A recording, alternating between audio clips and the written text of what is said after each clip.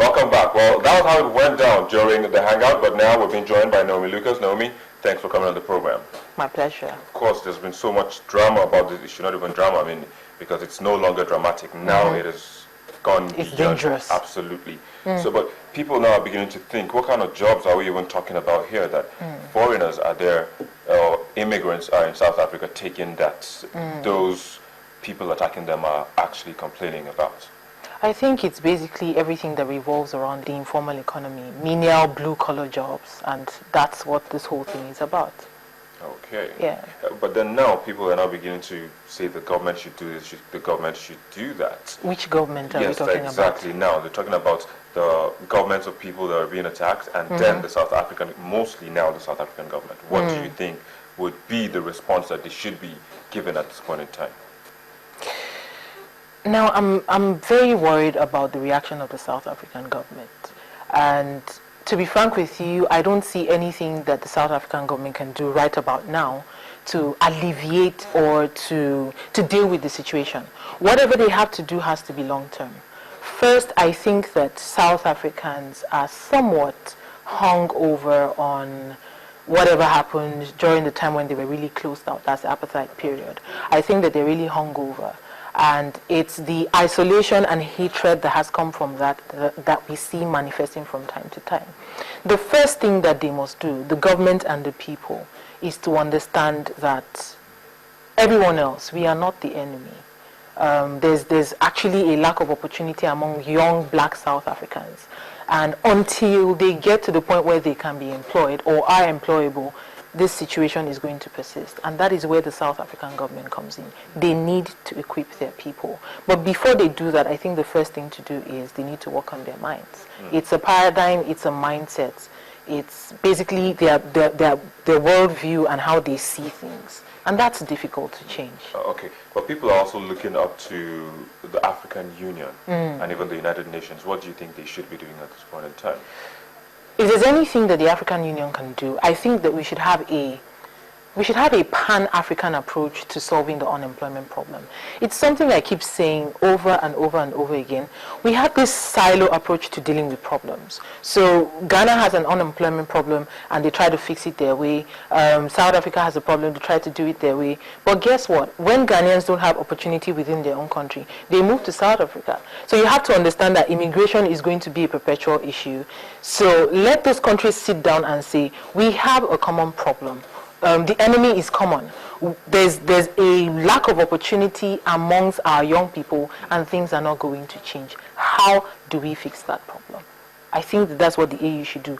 There has to be a pan-African approach to solving the unemployment problem. Yeah, okay. Yes. So even talking about unemployment now, I mean, because people are beginning to say that interest of South Africa in countries of people that were attacked in South Africa should be either boycotted or shut down or, I mean, they're just saying like a punitive measure should be taken. Do you think it will be a way forward? I don't know about that. I don't know how economic sanctions will sort or solve a mindset problem. It's a mindset problem. And, well, there's some people who think, okay, let's shut down ShopRite, let's shut down MTN. But I'm saying in these different countries, they didn't ship South Africans down. They're actually employing locals within these companies. I think those people calling for boycotts and shutdowns and what have you, economic sanctions, are being very short-sighted and reactionary. Two wrongs don't make a right. As painful as it is to say, there has to be a more long-term approach to solving the problem. There has to be. Okay, so I mean, just in wrapping up now, people are beginning to feel that the whole, like now in respect of Nigeria, because of the role Nigeria played during that, they're beginning to say that Nigeria should be exempted from the attacks. I mean, I don't know how that is possible, but do you think that is even a right way to go? Should be exempted by who? How? By those who are perpetrating these dastardly acts. That's preposterous. How do you pass that message across to say, okay, so kill the Ghanaians, don't kill the Nigerians? I don't know how that is going to work. I have no idea how that is going to work. Absolutely. Well, but just in adding also, man, because we were talking about adding, I mean, the economic sanctions, or you know, because I'm thinking people will also now fall back to the labor market, and that will not exactly, which is my point exactly. Someone was saying, okay, shut down MTN and ShopRite and what have you in Nigeria, and I'm saying, okay, so what will happen to the 40, 50,000 people all of these companies employ? They probably will end up in the labor market, and in a few months get frustrated because probably MTN would recruit Ghanaians to replace them, and they begin to kill Ghanaians or something. So fix the problem. Whatever the shutdown boycotts, I think they're just very cosmetic. Okay, Naomi, we have to hold it here. Thank you for coming this afternoon. My pleasure. And sharing your thoughts with us. Yeah. Well, that's where we have to hold it, but then we do see your comments and your messages coming through our social media platforms. We'll take a break, and when we return, we're going to take a look at some of them. Please join us again. If you want to know what's trending or you miss your favorite live shows, you can watch it all on our YouTube channel. Simply log on to www.youtube.com/channelsweb. Scroll down to your favorite program and click play. You can also view all uploaded videos by clicking on View All. Don't forget to subscribe and get the latest videos. If they are interesting, like them and be heard. Get connected with the channel's television YouTube page. The news at your fingertips.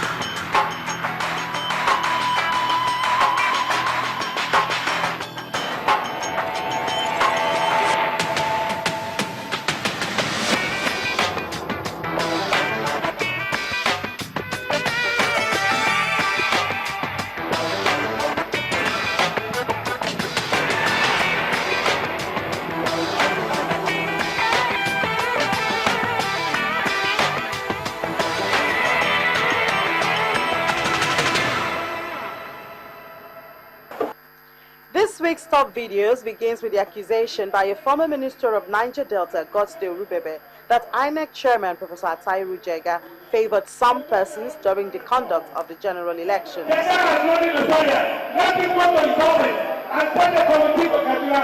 Let him go to his office and send a committee to Kano. Jega has nothing to reply here. He did not come to this place to reply to us about River State before he took it. Let him go to his office. Please. We will not live here. Please, may I respond? You cannot respond here. You cannot respond here. You cannot respond here. You cannot respond here. You didn't come here to respond on the issue of River State. You cannot respond here. He cannot respond here. At number 4 is Patrick Obayago serenading women during a town hall meeting with the then presidential candidate of the APC and now president-elect, General Muhammadu Buhari. Our mothers, ladies and gentlemen, it's my honor and pleasure, a sweet, generous pleasure, to bring to you fraternal greetings from the only comrade governor of Edo State, Comrade Adams Ali Oshomole, a man the APC family is very proud of, a man whom, like the governor of Lagos State, has unleashed on the socio-political topography of Edo State a tsunami. I wish you all well. In third place is a suspect revealing how they kidnapped a set of children. They took me along with her. I was not taking care of the kids. I was also taking care of her, but I never knew they kidnapped them. And the Lagos State Police Chief explains how the kids were rescued. But we know that it's a kind of a web of criminal gang, and she's part of it. She's part of it, and we'll get to the root of the matter. In first place is the startling revelation by the culprit who masterminded the kidnap of the children. So the woman employed me. I stayed for 4 days at Magode Sherry. So from there, I kidnapped the children on Sunday. I bring them down to Abidjan. They called me. They say you are going on a mission. I say again. Well, there you go. Those were the videos that you guys watched the most on our YouTube channel in the past week, as well as the messages that you sent in the course of the program. But 2 wrongs, they say, won't make a right. Apart from making Africans look like cannibals to the rest of the world, this will cause more pain, grief and despair to the continent if others begin to attack South Africans living in their countries. A calmer and diplomatic approach should be used to bring this scourge to an end, and the efforts of the South African government in ending the violence must also be investigated by the African Union and the United Nations, and if found wanting, a stern sanction must be imposed on South Africa. This is where we bring the program to an end, but continue online via the social media addresses showing on your screen. Thank you for watching. I am Victor Matthias.